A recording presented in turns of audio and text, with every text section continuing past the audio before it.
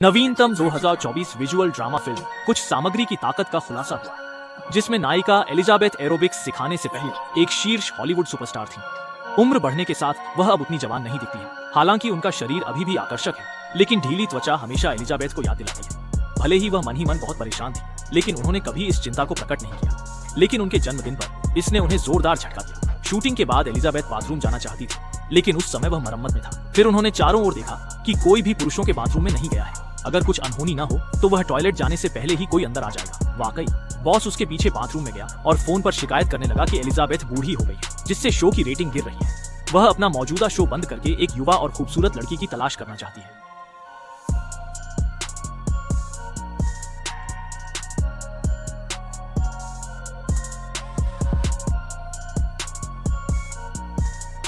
जल्द ही बॉस ने एलिजाबेथ से मुलाकात की और बताया कि कंपनी को नया मौका मिला है। फिलहाल उनके लिए कोई उपयुक्त काम नहीं है, जिससे वह पूरी तरह निराश हो गई। अब उनके पास शर्तों पर बातचीत करने की कोई पूंजी नहीं है। वह बस अपने पोस्टर को फटते देख रही है। लेकिन भगवान ने उन्हें छोड़ने का इरादा नहीं किया। मानसिक आघात के अलावा उनके शरीर को भी नष्ट करना चाहता था, लेकिन सौभाग्य से उन्हें कोई चोट नहीं आई। डॉक्टर जाने के बाद सहायक ने कहा कि उनकी रीढ़ की हड्डी की फिर से जांच करनी होगी। ऊपर से नीचे तक ध्यान से छुआ और कहा कि यह एकदम सही है।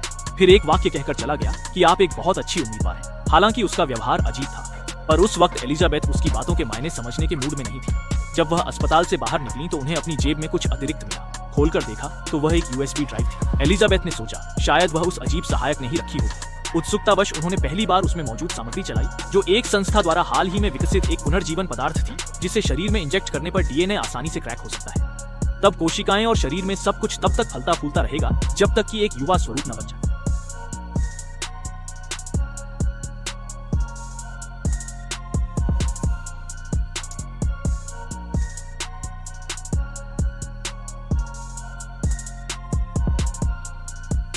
एलिजाबेथ को वीडियो पर विश्वास नहीं था। उसे लगा कि यह कोई धोखा है। उसने यूएसबी कूड़े में फेंक दी और बार में जाकर शराब पी। शराब के नशे में एलिजाबेथ की भावनाएं उबल पड़ी। बूढ़ी होने से इनकार करते हुए उसने आखिरकार ऑर्डर करने का फैसला किया।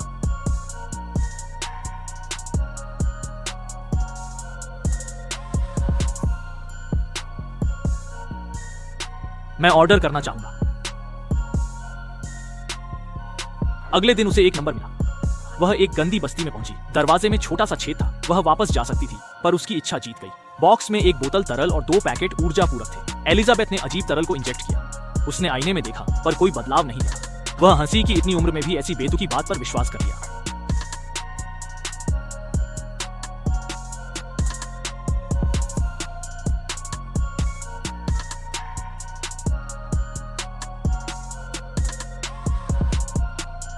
अचानक उसे चक्कर आया और तेज दर्द हुआ। एलिजाबेथ जमीन पर गिर पड़ी। यह एहसास कुछ देर तक रहा। उसने अपने शरीर पर नियंत्रण खो दिया, लेकिन थोड़ी चेतना बाकी थी। उसे अपने अंदर कुछ बड़ा हिलता महसूस हुआ। कुछ देर बाद उसकी पीठ की त्वचा फट गई और अंदर से निकला एक नाजुक गोरी त्वचा वाला शरीर। उसके शरीर से एक युवा रूप निकला। महिला ने आईने में अपने सुंदर शरीर को देखा। वह युवा एलिजाबेथ जैसी दिखती थी, पर उसका अपना दिमाग और नाम था। अपने सौंदर्य की प्रशंसा करने के बाद उसे याद आया कि एलिजाबेथ जमीन पर पड़ी है।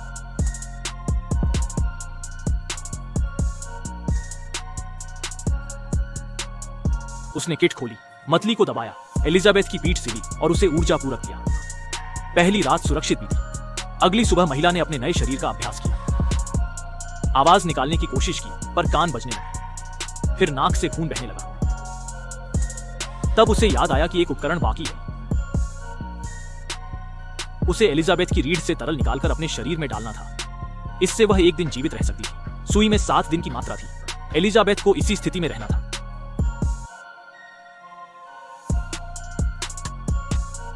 7 दिन बाद उन्हें अदला बदली करनी होगी। हर सप्ताह एक को जीना होगा, वरना भयानक परिणाम होगा। इंजेक्शन के बाद महिला ठीक हो गई। वह टीवी स्टेशन गई। उसका मकसद एलिजाबेथ का सपना पूरा करना था। युवा और सुंदर महिला ने इंटरव्यू में सफलता पाई।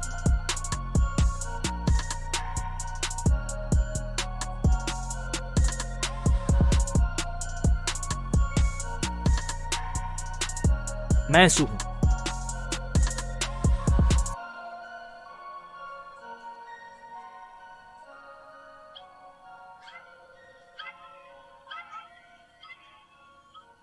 बॉस ने सू के लिए शो बनाने का फैसला किया। सुंदर लोगों को अधिक सुविधाएं मिलती हैं। सू ने 1 सप्ताह का अंतर मांगा। बॉस मान गए। उस पल एक नया सितारा जन्मा। सू सेलिब्रिटी काम में माहिर थी। जल्द ही 7वां दिन आ गया। सू ने आखिरी उपकरण निकाले। एलिजाबेथ जागी। सू बेहोश हो गई। दर्द सहकर उसने सू की जांच की। वह उलझन में थी। युवा होना चाहती थी पर नहीं। पीठ पर एक बदसूरत निशान भी था। अब पछतावे का कोई फायदा नहीं था। अब न नौकरी थी न प्रशंसकों का प्यार। बूढ़ों की तरह टीवी देखना, बेकार खरीदारी करना पड़ता। नवजात युवक सू हर चीज में रुचि रखता था। उसने घर की सजावट और तस्वीरें बदल दी। सू जल्दी निकला दोस्तों के साथ मौज करने। रात को एक सुंदर लड़के को घर लाया। महत्वपूर्ण समय पर सू को नाक से खून आया। खुशी में वह समय भूल गया था।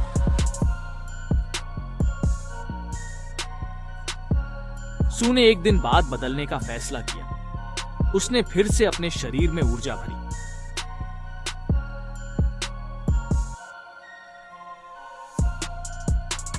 एलिजाबेथ जागी तो दृश्य देख हैरान रह गई।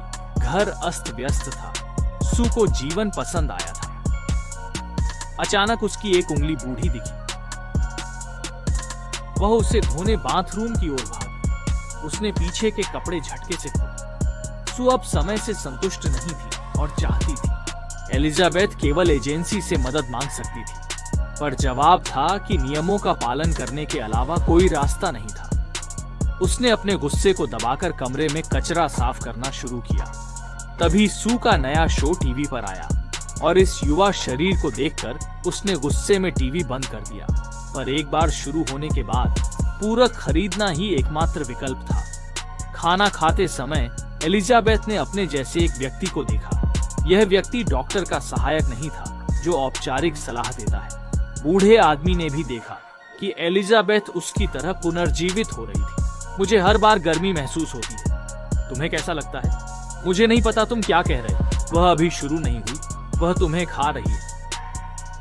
अपना आकर्षण साबित करने के लिए एलिजाबेथ ने अपने प्रेमी से मिलने का फैसला किया। उसने अलमारी में से पसंदीदा कपड़े निकाले और सुंदर मेकअप किया। पर जाते समय उसने देखा कि गुप्त कमरे का दरवाजा खुला था। एलिजाबेथ ने बिना सोचे दरवाजा बंद किया, पर सू को देखते ही उसका मूड बदल गया।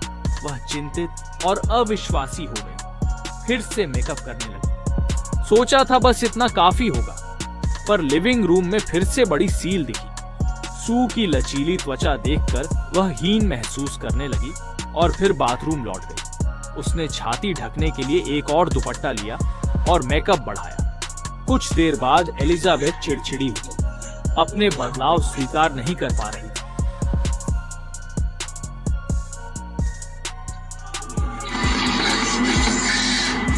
इतने से संतुष्ट न होकर एलिजाबेथ ने खाना शुरू किया और फ्रिज खाली कर दिया।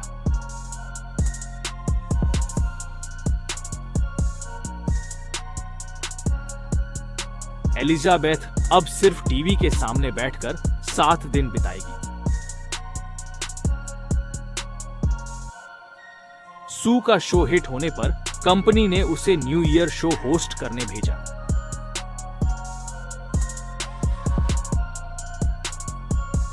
इस खबर ने सू को और उत्साहित किया। वह एलिजाबेथ का समय चुराने लगी।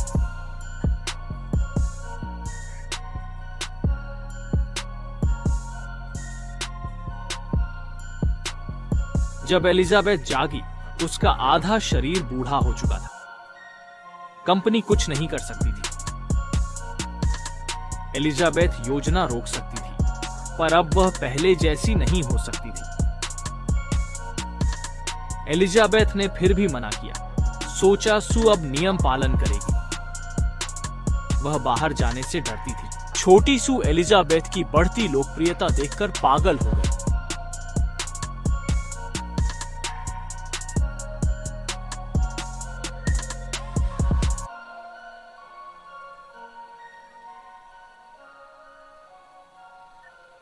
जागने पर सू ने फैसला किया कि एलिजाबेथ को फिर नहीं जगाएगी।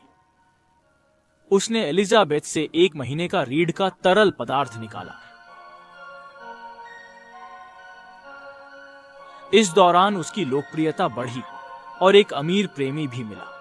पर जब फिर इंजेक्शन देने लगी तो पाया कि स्टॉक खत्म हो गया था, लेकिन इस बार रीढ़ का तरल पदार्थ काला था।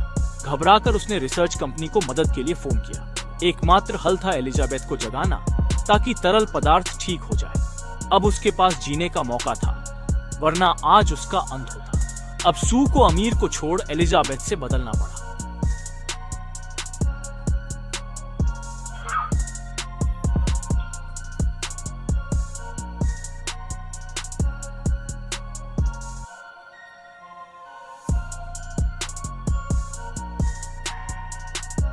आईने में देखा तो वह पूरी तरह सूखी लाश बन चुकी थी। उसने सू से नफरत की और तुरंत रुकने का फैसला किया। अमीर को भगाकर उसने कंपनी को फोन कर प्लान रोकने को कहा। जैसे ही सब तैयार हुआ, अचानक एक आवाज आई।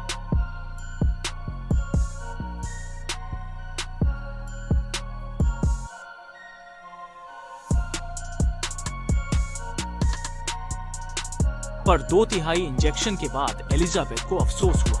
अब सू की उपलब्धियां उससे कहीं ज्यादा थी। सू उसकी बेटी जैसी थी। उसने अपने सपने सू पर डाल दिए।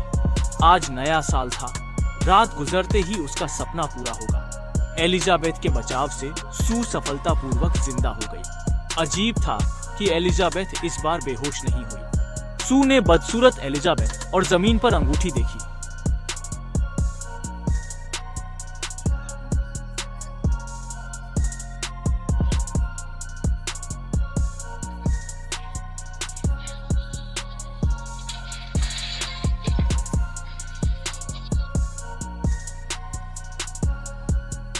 सू भूल गई कि वह पुनर्जन्मा व्यक्ति है।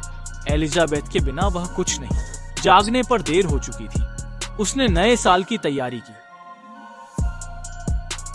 कान बजने और उल्टी के कारण सू बाथरूम में छिप गई। वह यहां से भागना चाहती थी, पर उसका शरीर सोचे से तेज सड़ रहा था। अब उसके पास एक ही उपाय बचा था, वो चमकीला तरल जो शायद उसे नया जन्म दे सकता था। पर उसने ध्यान नहीं दिया कि बोतल पर लिखा था, केवल एक बार इस्तेमाल करें। फिर से जन्मा एक विकृत राक्षस, जिसकी पीठ पर एलिजाबेथ का चेहरा था। फिर भी वो नए साल की पार्टी में गई, चेहरे पर अपनी फोटो चिपकाकर और मेकअप करके। वो कुछ कहना चाहती थी पर बोल नहीं पाई, और तभी उसका नकाब गिर गया। उसका शरीर हद पार कर चुका था, लगातार सड़ रहा था और खून बह रहा था। अंत में एलिजाबेथ मांस का ढेर बन गई और अपने नाम के सितारे पर गिर पड़ी। एलिजाबेथ का जीवन इस दुखद अंत से समाप्त हुआ। सच्चे खुद को अपनाएं, खुशियां मिलेंगी। तो आज के लिए इतना ही। अगली बार फिर मिलेंगे।